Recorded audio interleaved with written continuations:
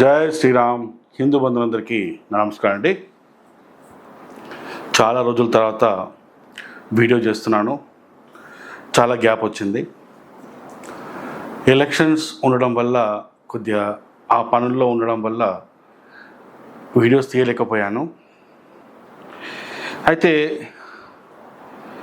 Result వచ్చిన తర్వాత కొద్దిగా నేను డిసప్పాయింట్ అయిన విషయం అందరికి తెలిసిందే. అంటే ఎలక్షన్ రిజల్ట్ 400+ లేదా 350 నుంచి 400 వరకు వస్తాయి అనుకున్న ఫలితాలు కొద్దిగా నిరాశ కలిగించే విధంగా వచ్చాయి. ఎనీహౌ, ఏదైనా ప్రభుత్వం ఏర్పాటు చేస్తుంది మోడీ గారే కాబట్టి ముచ్చటగా మూడోసారి. సో అందరం హ్యాపీ. సో యాక్చువల్గా నేను బాగా డిసప్పాయింట్ ఎక్కడయ్యాను అంటే, ఏదైతే అయోధ్యలో రామ మందిరాన్ని, ఈ అయోధ్య రామ మందిరం అనేది మన హిందువుల కళ, అది మన స్వప్నం, అది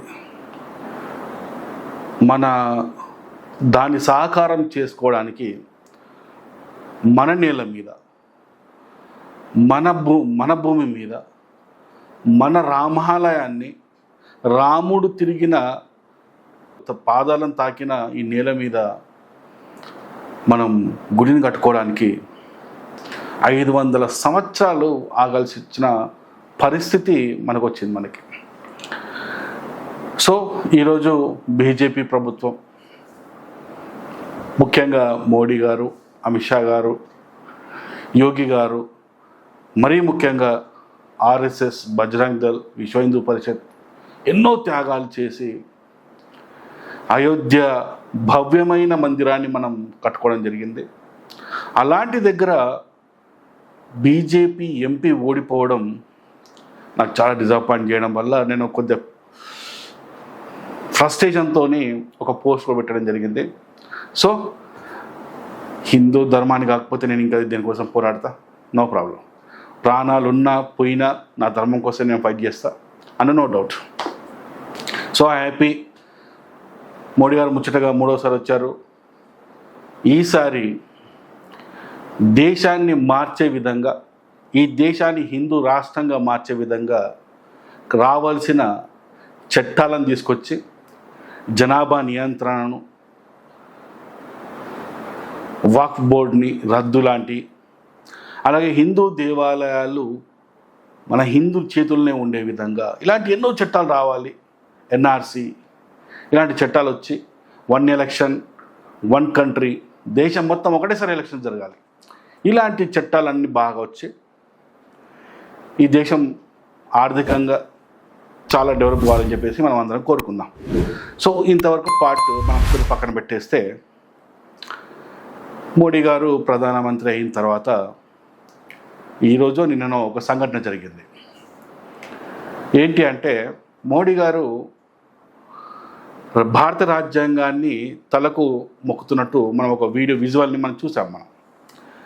అది చూడగానే నాకు ఆ స్క్రీన్ షాట్ను, ఆ వీడియోను చాలామంది అంబేద్కరిస్టులు నాకు పంపించారు. వాళ్ళు పంపించి, ఇదిరా భారత రాజ్యాంగం యొక్క దమ్ము అంటే, ఇదిరా అంబేద్కర్ రాసిన రాజ్యాంగం యొక్క దమ్ము అని చెప్పేసి రకరకాల నాకు మెసేజ్లు పెట్టారు. నాకు అవన్నీ చూసి సర్లే, ఇప్పుడు అంబేద్కరిస్టుల గురించి మనం పెద్దగా వాళ్ళ బ్రెయిన్, వాళ్ళ ఇంటలెక్చువల్స్ కానీ, వాళ్ళ ఐక్యూ లెవెల్స్ కానీ చాలా హై లెవెల్లో ఉంటాయని మనం ఎక్స్పెక్ట్ చేయడం మన మూర్ఖత్వం అవుతుంది మనకు.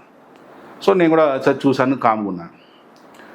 అయితే ఈ వీడియో పెట్టడానికి గల ముఖ్య కారణం ఏంటంటే, నాకు ఇంతకుముందు ఒక 2-3 అవర్స్ బ్యాక్ ఒక ఫోన్ వచ్చింది నాకు.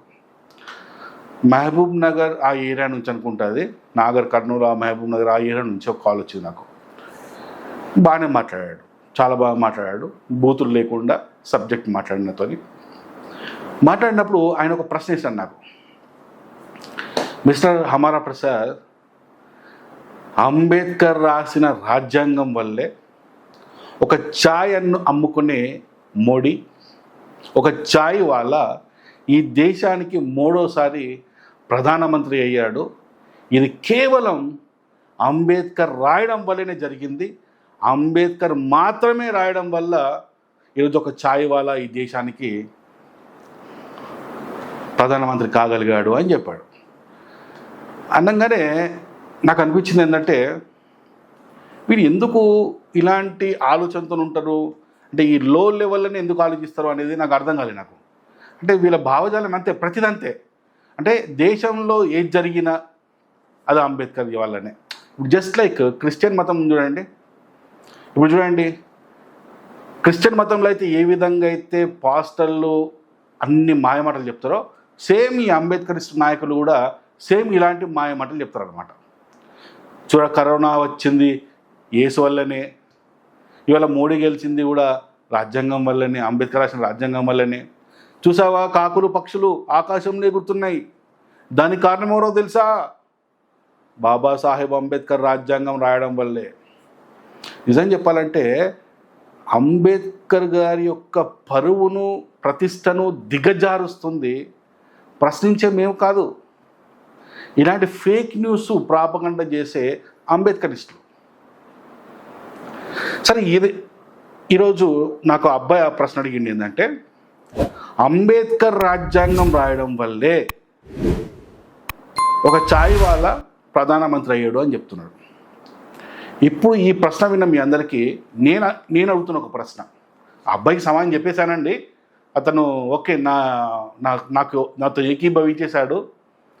సో రిక్వెస్ట్ కూడా చేశాడు, ఆడియో పెట్టకన్నా అని చెప్పేసి, నాకు ఇబ్బంది అవుతుంది అని చెప్పాడు. ఓకే, రైట్, ఆడియో పెట్టకుండా నేను వీడియో తీస్తున్నాను అనమాట.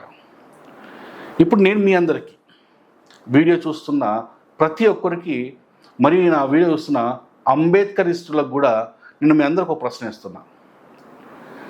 అంబేద్కర్ రాజ్యాంగం రాశాడు కాబట్టే ఈ దేశంలో ఒక ఛాయ్ వాళ్ళ ప్రధానమంత్రి అయ్యాడా? అయితే ఇప్పుడు మీకు ఒక ప్రశ్న. అమెరికాలో చెప్పులు గుట్టే అబ్రహం లింకన్ అమెరికా దేశానికి అధ్యక్షుడు అయిందా కాలేదా? చదువుకున్నాం కదా మనం. ఒక చెప్పులు కుట్టేవాడు అమెరికాకు అధ్యక్షుడు అయిందంటే దానికి కారణం ఏంటి? అక్కడ ఉన్న రాజ్యాంగం. ఆ రాజ్యాంగం ఏ విధంగా రాయబడ్డది? ప్రజాస్వామ్యం యొక్క ప్రాథమిక సూత్రాలను ఆధారంగా రాయబడ్డ రాజ్యాంగం ద్వారానే కదా. అంటే ఇప్పుడు అబ్రహం లింకన్ కూడా అమెరికా దేశానికి అధ్యక్షుడైంది కాబట్టి అమెరికా రాజ్యాంగాన్ని కూడా అంబేద్కర్ రాశాడని మీరు అంటారా? కాదు కదా. అంటే ప్రజాస్వామ్య దేశంలో ఉన్న రాజ్యాంగాలు ఏం చెప్తున్నాయి అంటే, ఎవరైనా సరే ఏ స్థాయిలో ఉన్నా సరే వాళ్ళు రాజ్యాంగం ప్రకారం, ప్రజాస్వామ్య మౌలిక సూత్రాల ఆధారంగా రాసుకున్న రాజ్యాంగం ప్రకారం ప్రధానమంత్రి కావచ్చు, రాష్ట్రపతి కావచ్చు, ముఖ్యమంత్రి కావచ్చు, ఎమ్మెల్యే కావచ్చు, ఏదైనా కావచ్చు అని చెప్పేసి చెప్పబడుతుంది మనకు. అంటే మనకు ఒక క్లారిటీ వస్తుంది మనకి. అంటే ఇప్పుడు ఇక్కడ అర్థం ఏంటి? అంబేద్కర్ రాశాడు కాబట్టే ఒక ఛాయ్ వాళ్ళ ప్రధానమంత్రి అనుకుందామా? లేకుంటే అమెరికాలో ఉన్న చెప్పులు కుట్టే అబ్రహం లింకన్ కూడా దేశ అధ్యక్షుడు ఎలా అయ్యాడు? మరి వాళ్ళ రాజ్యాంగం మన రాజ్యాంగం డిఫరెంట్ ఉంది కదా. ఇక్కడ పాయింట్ ఏంటంటే, అందరూ గమనించాల్సిన విషయం ఏంటంటే, ప్రజాస్వామ్య దేశంగా మనం ఎప్పుడైతే ఫస్ట్ నిర్ణయించుకున్న తర్వాత రాజ్యాంగాన్ని రాసుకుంటాం. మనం ఆ రాజ్యాంగాన్ని ఏ విధంగా రాసుకుంటాం? ప్రజాస్వామ్యం అనుకున్న తర్వాత ఆ ప్రజాస్వామ్యం మౌలిక సూత్రాలు ఏంటి? ప్రజల చేత నాయకుడు ఎన్నుకోబడాలి, పరిపాలించాలి, ప్రజల ఓట్లు హక్కు ఉండాలి, ప్రజలకు అన్ని హక్కులు, సర్వ హక్కులు ఉండాలి అనే ఇలాంటి ప్రజాస్వామ్యం యొక్క మౌలిక సూత్రాలను ఆధారంగా చేసుకుని రాజ్యాంగం రాసుకుంటాం మనం. అది అంబేద్కర్ రాసినా సరే అంబేద్కర్ రాశాడా రాయలేదన్న కోసం మనం టాపిక్ కోసం పక్కన పెట్టేస్తే, అంబేద్కర్ రాసిన అదే ఫార్ములా, A+B² అంటే ఒకటే ఫార్ములా ఉంటుంది. అమెరికాకు ఒక ఫార్ములా, నాకు ఒక ఫార్ములా ఉండదు. ప్రపంచ దేశాల్లో ఈ భూమి మీద ఉన్న ఏ దేశమైనా ప్రజాస్వామ్య దేశంగా మారాలనుకున్నప్పుడు దాని మౌలిక సూత్రాల ఆధారంగానే రాజ్యాంగం రాసుకోవాలి. సో ఇక్కడ గొప్పతనం ఏంటి? రాజ్యాంగమా లేకుంటే ప్రజాస్వామ్యమా? ప్రజాస్వామ్యంలో మార్పు రాదు, కానీ రాజ్యాంగంలో మనం ఎన్ని కావాలంటే మార్పులు చేసుకోగలం. కానీ ప్రజాస్వామ్యం యొక్క మౌలిక సూత్రాలు మాత్రం ఒకటే ఉంటాయి. ఎందుకు ఈ తేడాన్ని మీరు అర్థం చేసుకోలేకపోతున్నారు అంబేద్కరిస్టులు? అర్థం చేసుకోండి. రాజ్యాంగం ఎవరైనా రాయొచ్చు. ఇప్పుడున్న రాజ్యాంగాన్ని తీసి పక్కన పెట్టేసి కొత్త రాజ్యాంగం రాసినా కూడా ఏ విధంగా రాసుకుంటాం? ప్రజాస్వామ్యం యొక్క మౌలిక సూత్రాలను ఆధారంగానే రాసుకోవాలి. ప్రపంచంలో ఏ దేశంలో అయినా కూడా ప్రజాస్వామ్య దేశంగా నిర్ణయించుకుంటే అదే ఫార్ములా వాడాలి. ఇంత చిన్న లాజిక్ ఎలా మర్చిపోతున్నారు మీరు? ఇంత చిన్న లాజిక్ మీకు అర్థం కాక ప్రతిదానికి అంబేద్కర్ని మధ్యలో తీసుకొచ్చేసి అంబేద్కర్ని ఎందుకు బ్లేమ్ చేస్తున్నారు?